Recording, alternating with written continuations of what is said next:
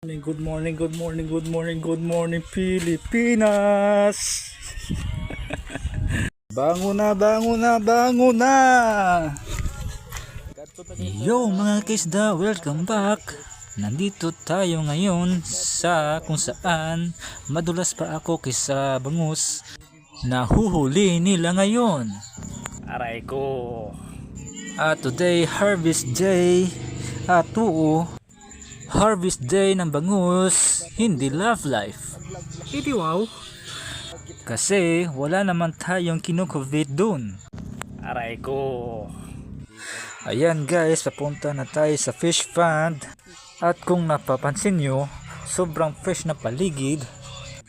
Hindi tulad ko, stress, pero fighting. Wow! At dito mangyayari ang labanan later between ng tao at bangus na ayaw magpahuli. Ano daw? Good luck sa kanila. Sa mga taga-kapisda, kung kapamatik ang mga radyo, tani mabatian nyo na niyo. Mga kasaysayan ni Dominic Fuentes. Aray ko. Ako si Dominic Fuentes. Nagkapuyo ako sa Sitio Kaduulan, Barangay Pinimihagan, President Ruas Capiz. Wow! Siling nila aswang ako, pero hindi ina matuod. Ang matuod sinakuring ako. Aray ko. Siling pagitsang iban, buang ako, gamay na lang. Aray ko. Pero layo ina sa patag, ako isa lang normal nga tinuga. Maluyag kun mag-video permi, hindi ako maluyag kun magtanaw sa TV.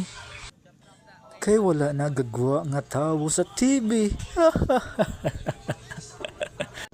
Aray ko. Kag madamo ako mga jokes. Kag kung naluyag kamong magtanaw, kari kamo mag-istoryahan ay kita. Aray ko. Kag karon suguran ko na ang akong pagsaysay. Aray ko.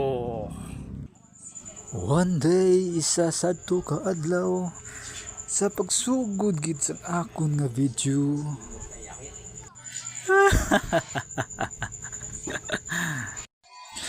Mga kaisda, nagsimula na ang pinakamalupit na laban sa fish pond. Wow!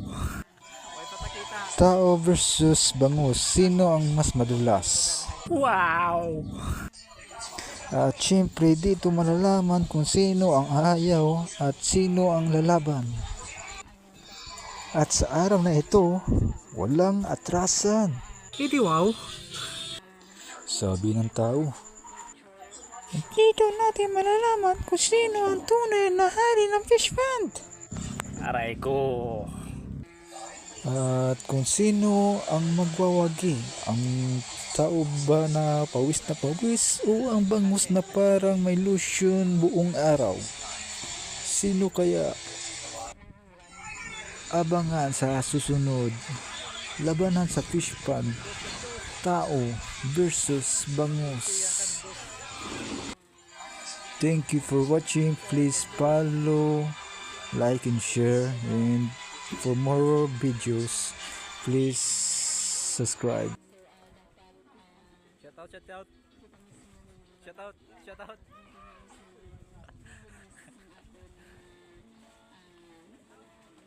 shout out kay Katolbo.